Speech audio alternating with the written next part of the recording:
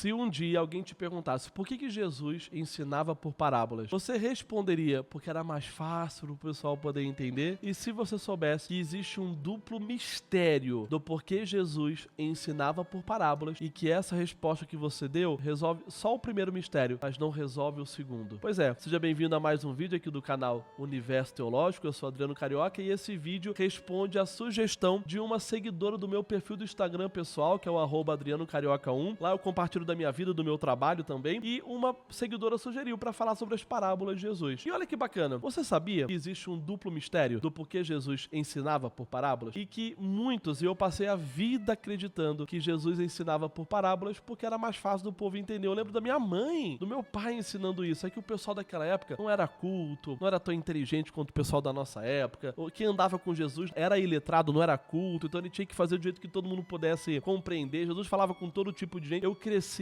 acreditando nisso. Só que isso não é puramente mentira. É verdade. Só que é parte da verdade. Realmente, Jesus ensinava por parábolas porque era mais fácil compreender. Era comum naquela época você transmitir conhecimento com o famoso storytelling. Hoje fala-se storytelling, contar histórias. Naquela época eram as parábolas, ok? Mas isso é só parte da verdade. Existe um outro mistério sobre isso que eu quero compartilhar com você hoje. Mas antes, vamos para a definição de parábolas? O que é uma parábola? Se alguém perguntar o que é parábola, você saberia responder? Eu fui atrás da definição. A definição é o seguinte: parábolas são narrativas curtas e simbólicas, usadas para transmitir ensinamentos morais e espirituais e éticos, ok? Então, basicamente, essa é a definição de parábolas. Agora, o que não é verdade sobre as parábolas de Jesus? Ou pelo menos não toda a verdade. Parte eu já falei aqui, Jesus não ensinava por parábolas só porque era mais fácil. Mas tem outra coisa também sobre parábolas, que é o seguinte: parábolas não dependem de livre interpretação. Muitas pessoas na história do cristianismo e da humanidade olharam para parábolas acreditando que elas podiam ser livremente interpretadas. E isso junto com o terceiro ponto que não é verdade sobre parábolas, que é parábolas não devem ser alegorizadas. Essas duas coisas juntas vira é quase que uma bomba de heresias, assim. Ela acaba tendendo a uma interpretação um tanto torta das escrituras. Eu quero dar um exemplo aqui, e isso não é pra gente do dia a dia igual a gente não, viu? Isso também é coisa de gente grande. Depois dos apóstolos vieram os famosos pais da igreja, né? Aqueles que deram continuidade à sucessão apostólica e ficaram responsáveis por instituir, formalizar a ortodoxia da igreja, constituição das igrejas e por aí vai. Um deles chamava-se Orígenes de Alexandria. Ele veio lá da escola de interpretação bíblica de Alexandria. Não é tema do vídeo de hoje, eu prometo que pode até ser que eu grave um vídeo sobre isso mais pra frente. Mas nessa época, na escola de Alexandria, eles viam um texto bíblico como um texto que deveria ser alegorizado. Muito da influência de Platão, né, na cultura grega. E olha só qual que é a interpretação que Orígenes dava para a parábola do bom samaritano, que está lá em Lucas, né, 10, de 25 a 37. Ele falava o seguinte, que o homem ferido ali na estrada era a humanidade caída.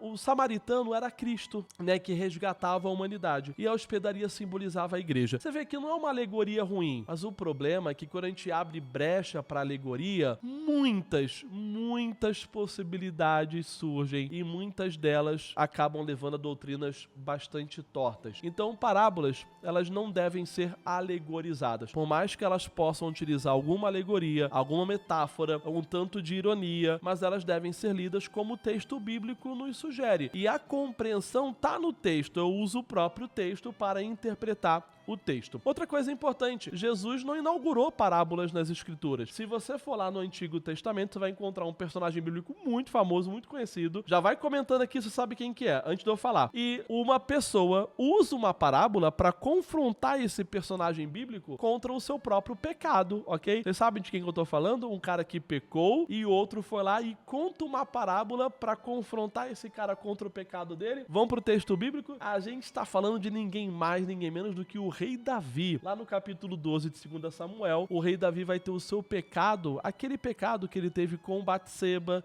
e depois matando seu esposo Urias, né?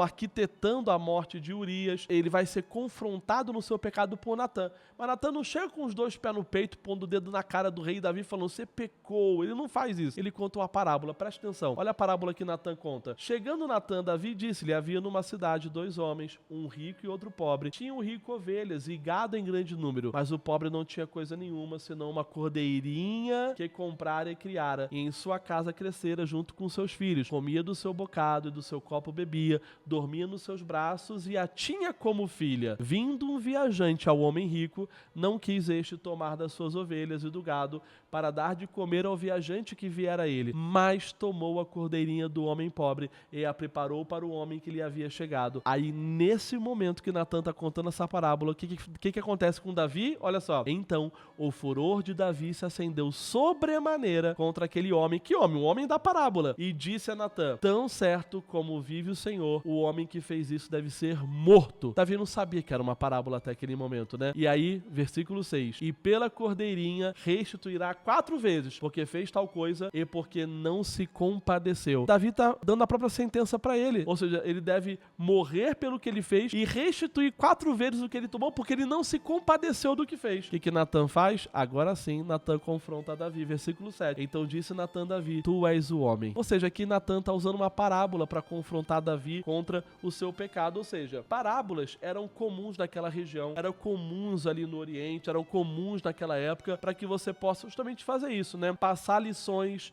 de moral, lições espirituais, lições éticas. E Jesus usa essa ferramenta, ok? Aliás, lembra da parábola do Lázaro e do rico? Se você não conhece a parábola do Lázaro e do rico, pesquisa aí. Existem estudos que mostram que essa parábola não foi criada por Jesus. Era uma história já conhecida naquela região, mas que dependendo da região mudava-se o final. E Jesus usa aquela história e conta um final diferente para dizer o seguinte pra gente: toda a escritura é suficiente para levar o homem até a salvação. Então, é isso que Jesus fazia. Ele usava parábolas como ferramentas. Aí agora vem a parte importante. Ferramentas para quê? E o primeiro grande mistério é ferramentas para que fosse mais fácil as pessoas poderem entender os seus ensinamentos. Mas não é só isso. E o próprio Jesus conta pra gente por que ele usava parábolas. Lá em Marcos, capítulo 4, quando ele está terminando de contar a parábola do semeador, ele termina assim no versículo 9. E acrescentou: quem tem ouvidos para ouvir, ouça. Como assim? Quem tem ouvidos para ouvir, ouça. Se tava todo mundo ouvindo ele. E aí o que acontece? No versículo seguinte, olha aqui, ó. Quando Jesus ficou só, os que estavam junto dele com os 12, ou seja, os discípulos mais próximos, o interrogaram a respeito das parábolas. Ele lhe respondeu. O pessoal não entendia porque ele ensinava por parábolas e questionaram ele. Olha só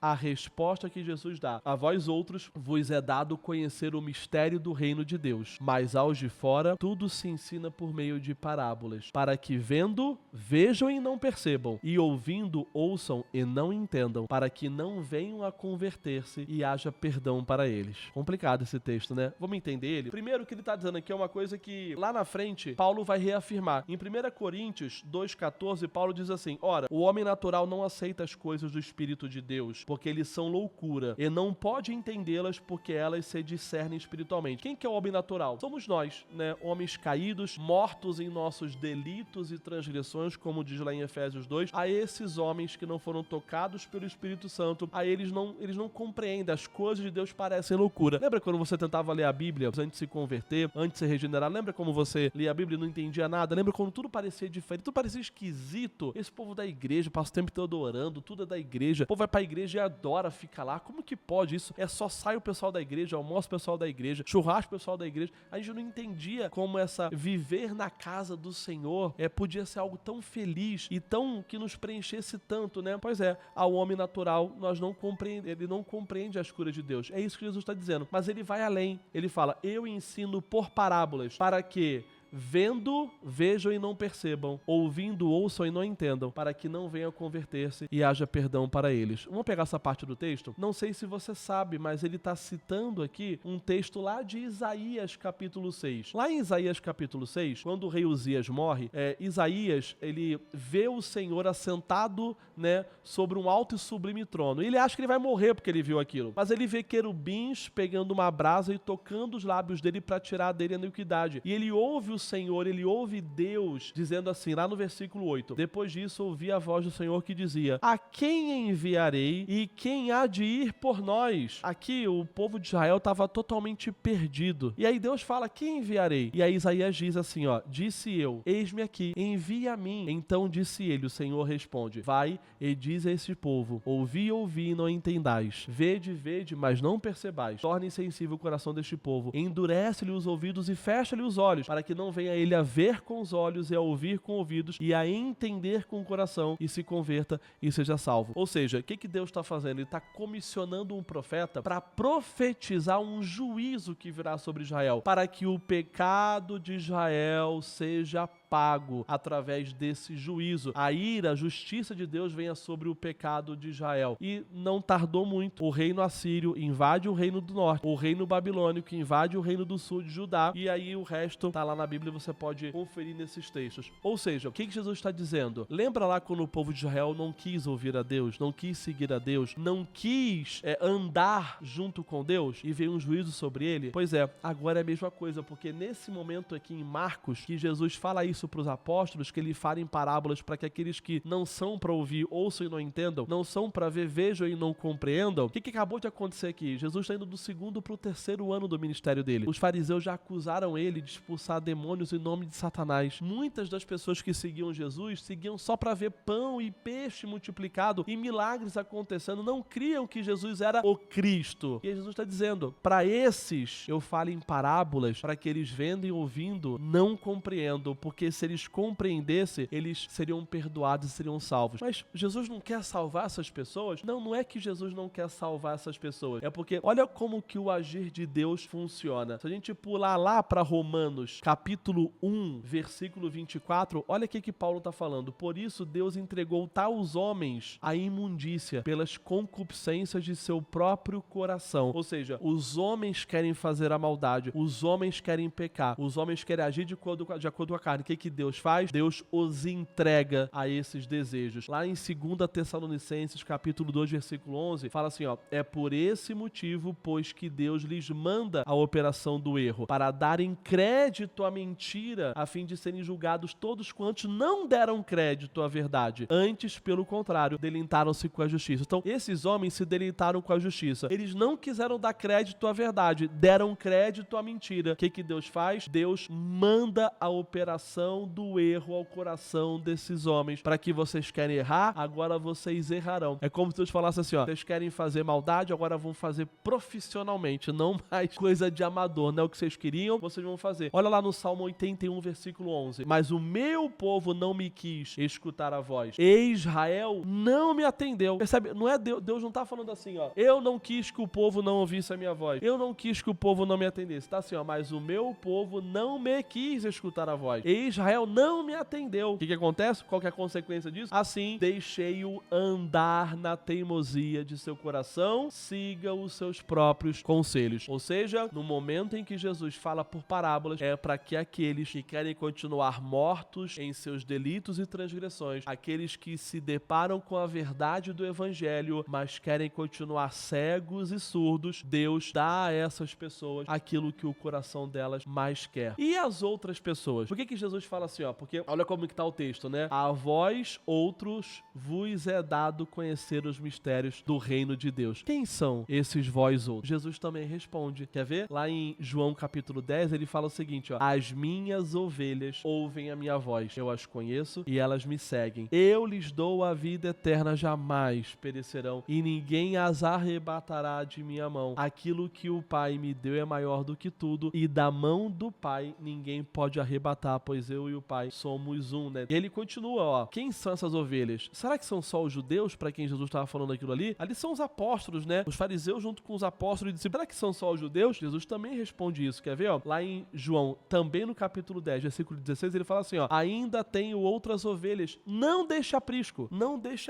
aqui, não só judeus, a mim convém conduzi-las, elas ouvirão a minha voz, então haverá um rebanho e um pastor. Ou seja, aqui está o resultado da comissão dos apóstolos, a grande comissão de ir de pregar o evangelho, batizando em nome do Pai, do Filho e do Espírito Santo, fazendo discípulos, né? Ou seja, pregar o evangelho por toda a Judéia, Samaria e os confins da terra. Ou seja, essa é a grande comissão, para que as outras ovelhas que não são desse aprisco pudessem ouvir a voz do bom pastor. E aí, para encerrar, eu amo esse versículo porque mostra a soberania de Deus agindo e trazendo essas ovelhas. Lá em João capítulo 6, versículo 44, Jesus dizendo, ninguém pode vir a mim se o Pai que me enviou não o trouxer, e eu o ressuscitarei no último dia. Amém? E aqui está a soberania de Deus, que nos chama, que nos regenera, que nos capacita a ouvir, que nos justifica pela morte de Jesus na cruz, que nos ajuda a nos santificarmos dia após dia, que nos glorificará na volta do Cristo e que nos presenteará com a vida eterna, para que a gente possa se fazer, aí sim, a verdadeira imagem e semelhante de Deus na pessoa de Jesus e possamos glorificá-lo e gozá-lo eternamente. Como foi o tema do primeiro vídeo. Gostou desse vídeo? Qual que é a parábola que você mais gosta de Jesus? Qual que é aquela que você gostaria de ver um vídeo aqui explicando como que ela funciona, se você tem alguma dúvida ou não, alguma parte que não ficou muito clara pra você? Comenta aqui embaixo, ou se você tem alguma sugestão de algum vídeo, comenta aqui também, vai ser bacana ouvir a tua sugestão, tá ok? Beijo no teu coração, que Deus te abençoe grandemente e que a gente possa encontrar sempre aqui no canal. Até lá!